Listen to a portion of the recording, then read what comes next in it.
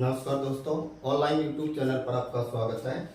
दोस्तों, हमने इससे पहले संवैधानिक विकास से संबंधित जो चार्टर एक्ट थे उनका अध्ययन किया था।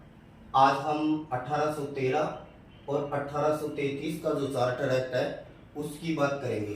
तो दोस्तों, जो सबसे पहले हम बात करते हैं 1813 का चार्टर एक्ट। ये जो चार्टर एक्ट आया 1813 का, इस चार्टर एक्ट में पहला जो प्रावधान किया गया, जो EIC जो थी, ईस्ट इंडिया कंपनी, इसका जो व्यापारिक अधिकार था, ये व्यापारिक अधिकार को 20 वर्षों के लिए बढ़ा दिया। EIC का जो व्यापारिक अधिकार था इसको 20 वर्षों के लिए बढ़ाया गया। ये कौन से एक्ट में प्रावधान किया गया? 1813 का चार्टर एक्ट में। अब दोस्तों, यहाँ थोड़ा सा ध्यान रखना कि जो एकाधिकार था, इससे पहले जो 1600 का जो चार्टर एक्ट आया था, उस चार्टर एक्ट में कंपनी को व्यापार का, ध्यान रखिएगा, एकाधिकार दिया गया था। व्यापार का एकाधिकार दिया गया था यहाँ कि केवल ईस्ट इंडिया कंपनी ही इन देशों के साथ में, यानी पूर्वी एशियाई देशों के साथ में व्यापार करेगी, बाकी अन्य कंपनी नहीं कर सकती। लेकिन यहाँ पर कंपनी का जो कहे कि एकाधिकार को समाप्त कर दिया गया। लेकिन कुछ है कि जो कंपनी के व्यापारिक अधिकारों को कब समाप्त किया, तो व्यापारिक अधिकारों को जो समाप्त के लिए जाना जाएगा, व्यापारिक समाप्ति के लिए, तो ये होगा आपका 1833 का एक्ट। क्योंकि यहाँ पर कंपनी का केवल एकाधिकार समाप्त किया गया है। क्यों? क्योंकि ईस्ट इंडिया कंपनी अब भी चीन व चाय का व्यापार कर सकती थी। चीन व चाय का जो व्यापार था ये कर सकती थी। बाकी जितने भी एकाधिकार थे ये समाप्त कर दिए गए। मतलब कि अन्य लोग भी अब क्या कर सकते हैं? व्यापार कर सकते हैं। अन्य लोग भी या अन्य कंपनी भी अब क्या कर सकती है? व्यापार कर सकती है। लेकिन चाय और चीन के साथ में व्यापार का जो एकाधिकार है ये यहाँ पर बना रहा। और EIC यानी व्यापारिक एकाधिकारों को 20 वर्षों के लिए बढ़ाया गया। अन्य लोग भी अब व्यापार कर सकते थे। इसके अलावा अगर हम बात करें तो और क्या हुआ, तो जो ईसाई जो मिशनरी थे, ये ईसाई मिशनरी अब भारत आ सकते थे और भारत में आप क्या कर सकते थे? ईसाई धर्म का प्रचार। मतलब कि ये जो एक्ट है 1813 का, इस एक्ट के तहत ईसाई मिशनरी भारत आए और ईसाई धर्म का उन्होंने प्रचार प्रसार किया। सबसे पहले उन्होंने कलकत्ता के अंतर्गत है एक बिशप यानी प्रधान जिसको बोलते हैं पादरी, प्लस 3 अन्य पादरी नियुक्त किए गए। यानी एक मुख्य पादरी जिसको बिशप कहा और 3 अन्य पादरी, इनकी नियुक्ति की गई थी। सबसे पहले कलकत्ता में एक गिरजाघर बनाया गया था। तो मिशनरियों को भारत आने की छूट दी गई और ईसाई धर्म के प्रचार की जो बात की गई, ये एक्ट यही है। इसके अलावा क्या हुआ इसके अंतर्गत, तो इसी एक्ट के तहत याद रखिए, भारतीयों की शिक्षा पर सालाना 1 लाख रुपया खर्च किया जाए। 1 लाख रुपया भारतीयों की शिक्षा पर सालाना खर्च करने की बात भी की गई इस एक्ट में। तो ये बातें जानी जाती हैं 13 के एक्ट में। तो 1813 के एक्ट के तहत EIC के व्यापारिक अधिकारों को 20 वर्षों के लिए बढ़ाया गया। लेकिन कंपनी का यहाँ एकाधिकार समाप्त कर दिया गया। अन्य लोग भी अब व्यापार कर सकते थे। लेकिन चीन और चाय का व्यापार था, इस पर एकाधिकार कंपनी का बना रहा। मिशनरी भारत आए और साथ में कह सकते हैं ईसाई धर्म का उन्होंने यहाँ प्रचार प्रसार शुरू किया। इसके अलावा बोल सकते हैं कि शिक्षा पर 1 लाख रुपया सालाना खर्च करने की बात भी यहाँ की गई। अब दोस्तों हम बात करते हैं 1833 का चार्टर एक्ट। तो दोस्तों ये जो 1833 का जो चार्टर एक्ट है ये बहुत ज्यादा महत्वपूर्ण जाना जाता है। क्यों? क्योंकि इसी एक्ट के तहत माना जाता है कि भारत में पूर्णतः केंद्रीकृत शासन लाने की शुरुआत की गई। तो दोस्तों यहाँ पर जो अंग्रेजों की जो माने प्रांत रहा मुंबई, ये है मद्रास, और एक इनकी प्रेसिडेंसी मुख्य रूप से थी कलकत्ता। तो कलकत्ता जो प्रेसिडेंसी थी यहीं पर इन्होंने केंद्रीकृत शासन लाने की प्रयास किया गया था, जो 1773 के एक्ट से शुरू हुआ और अब पूर्णतः केंद्रीकृत शासन लाने का यहाँ प्रयास किया गया है। तो सबसे पहले तो इसमें 1833 का जो एक्ट है इसमें क्या जाना जाएगा, तो 1833 का जो एक्ट है, इस एक्ट के तहत जो पहला जो बात आएगी वो ये है कि जो बंगाल का जो गवर्नर जनरल है अब उसको संपूर्ण भारत का गवर्नर जनरल बना दिया गया। तो बंगाल का गवर्नर जनरल, बंगाल का जो गवर्नर जनरल है उसको भारत का गवर्नर जनरल बना दिया गया। शॉर्ट में लिख देता हूं गवर्नर जनरल। तो बंगाल का गवर्नर जनरल को भारत का गवर्नर जनरल बना दिया गया। तो चूंकि उस समय लॉर्ड विलियम बेटिंग था, लॉर्ड विलियम बेटिंग, इसलिए लॉर्ड विलियम बेटिंग को ही भारत का पहला गवर्नर जनरल होने का भी ये कहें कि दर्जा मिला, ये सौभाग्य मिला। तो लॉर्ड विलियम बेटिंग बंगाल का तो अंतिम गवर्नर जनरल है, लेकिन भारत का ये प्रथम गवर्नर जनरल बना। अब दोस्तों और क्या हुआ, इसी एक्ट के तहत बंबई और मद्रास प्रेसिडेंसी को भी कलकत्ता के अधीन कर दिया गया था। तो ये कहें कि अब जो गवर्नर जनरल जो होगा, यानी और क्या कहा, गवर्नर जनरल जो होगा वो अब संपूर्ण भारत के लिए, संपूर्ण भारत के लिए क्या बनाएगा, कानून बनाएगा।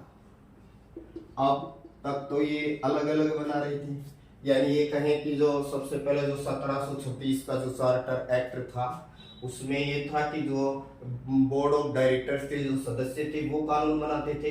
फिर 1726 में कहा कि बंबई प्रेसिडेंसी अपना कानून बनाएगी, मद्रास अपना बनाएगी, कलकत्ता अपना बनाएगी। फिर 1773 के एक्ट में थोड़ा सा केंद्र को यहाँ यानी बंगाल को मजबूत करने का प्रयास किया गया, यानी इसको इसके अधीन लाने का प्रयास किया गया। अब पूर्णतः कहा गया कि जो मुंबई और मद्रास प्रेसिडेंसी होगी वो कलकत्ता के अधीन ही कार्य करेगी।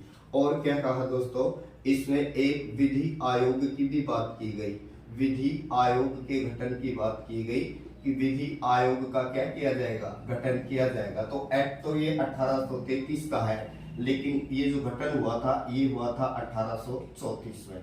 तो ये कहे कि विधि आयोग का गठन कब हुआ, तो याद रखिए 1834 में। और याद रखिए इसका जो अध्यक्ष बना था, ये अध्यक्ष लॉर्ड मैकाले को बनाया गया था। लॉर्ड मैकाले को विधि आयोग का क्या बनाया गया था, अध्यक्ष बनाया गया था। दोस्तों ये जो लॉर्ड मैकाले है, ये जो गवर्नर जनरल जो हुआ करता था, गवर्नर जनरल, इसकी जो परिषद हुआ करती थी उसमें प्रारंभ में तो 4 सदस्यों का ही प्रावधान था, फिर ये एक्ट के तहत कम कर दिए, 3 कर दिए, और अब फिर यहाँ पर चौथा सदस्य जोड़ने की बात की गई। तो जो गवर्नर जनरल की जो कार्यकारी जो परिषद थी उसमें चौथे सदस्य के रूप में जोड़ा गया लॉर्ड मैकाले को, और ये विधि सदस्य के रूप में जोड़ा गया, विधि सदस्य। लॉर्ड मैकाले को विधि सदस्य बनाया गया। और ये भी याद रखिए ये चौथा गवर्नर जनरल की प्रेसिडेंसी या परिषद का सदस्य भी बना, और विधि आयोग का अध्यक्ष भी था ये लॉर्ड मैकाले। और ये कहें कि इसको जो कार्य दिया गया था मैकाले को, ये भारत में विधि संहिता को दिया गया था, जिसके लिए हम आईपीसी को जानते हैं आज। तो याद रखिए ये कहें कि 1860 में इसी के कारण हमारा आईपीसी बना और लागू हुआ। तो ये भारतीय दंड संहिता, भारतीय दंड संहिता की बात की गई है। यहाँ दंड संहिता को लेखबद्ध या लिपिबद्ध या लेखबद्ध करने की बात की गई, और यहाँ पर फिर ये कब लागू होगा, 1860 में। यानी ये कहे कि मैकाले को भारतीय कानून लिखने का सौभाग्य मिला और उन्होंने दंड संहिता तैयार की। फिर बात करें दोस्तों इसी एक्ट में और क्या प्रावधान किया गया था, तो इसी एक्ट के तहत गवर्नर जनरल के को संपूर्ण भारत के लिए बजट यानी ये कह सकते हैं सारी शक्तियों को धारण करने का अधिकार है वो मिलना स्टार्ट हुआ। और क्या, दास प्रथा। तो दोस्तों जो दास जो प्रथा है, इस दास प्रथा पर रोक के लिए तो जाना जाएगा एक्ट तो है आपका 1833 का, लेकिन दास प्रथा पर जब रोक की बात आती है तो ये रोक लगी थी 1843 में। और एलन बरो नाम का लॉर्ड एलन बरो नाम का अंग्रेज था।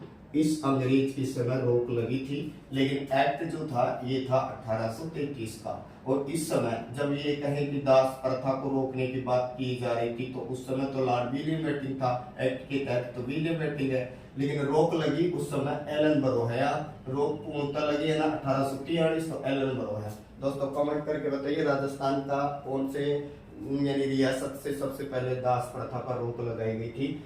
अब दोस्तों और क्या इस एक्ट के तहत प्रावधान किया गया, तो ये कहे कि जो भारतीयों के लिए जो ईस्ट इंडिया कंपनी जो अपने जो सदस्यों को जो या ये कहे कि अपने जो काम करने वाले जो कर्मचारी थे उनके लिए जो कानून वगैरह या भर्ती वगैरह के नियम कोर्ट ऑफ डायरेक्टर्स के माध्यम से करता था। लेकिन यहाँ पर इसमें प्रावधान किया गया पहली बार खुली सिविल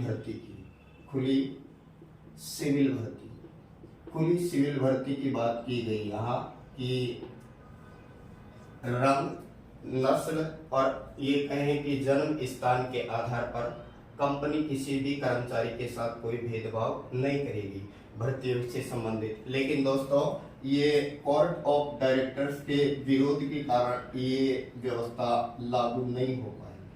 और ये जो प्रावधान खुली सिविल भर्ती की व्यवस्था का जो प्रावधान है ये फिर अगले 20 वर्ष के बाद में लागू होगा, यानी ये लागू होगा 1853 के एक्ट के तहत। तो 1853 का जो एक्ट आएगा उस एक्ट में फिर ये खुली सिविल भर्तियों वाली जो व्यवस्था है वो लागू होगी। लेकिन यहाँ प्रयास किया गया था, लेकिन ये जो प्रयास था ये प्रयास क्या रहा, यहाँ असफल रहा। और दोस्तों क्या कहे, ये कहे कि जो कंपनी का जो यहाँ व्यापारिक जो एक अधिकार था वो तो समाप्त कर दिया गया, इसलिए कह सकते हैं कि कंपनी का यहाँ पर पूर्णतः व्यापारिक अधिकार कब समाप्त हुआ, तो ये एक्ट 1833 का व्यापार का अधिकार पूर्णतः समाप्त। तो ये आपका कौन सा एक्ट जाना जाएगा, तो ये होगा आपका 33 वाला, क्योंकि 1813 का जो एक्ट है यहाँ पर चीन और चाय का व्यापार का एक अधिकार बना रहा, तो यहाँ पर आंशिक रोक लगी है आंशिक रोक लगी है एकाधिकार पर, ये लगी है 1813 में। लेकिन पूर्णतः व्यापार का अधिकार समाप्त हो गया था 1833 में। और कंपनी को अब सिर्फ कैसा अधिकार बना दिया, मतलब कंपनी को अब सिर्फ कौन से कार्य दे दिए, प्रशासनिक। तो EIC को अब केवल प्रशासन के लिए EIC को पूर्णतः प्रशासनिक इकाई बना दिया गया,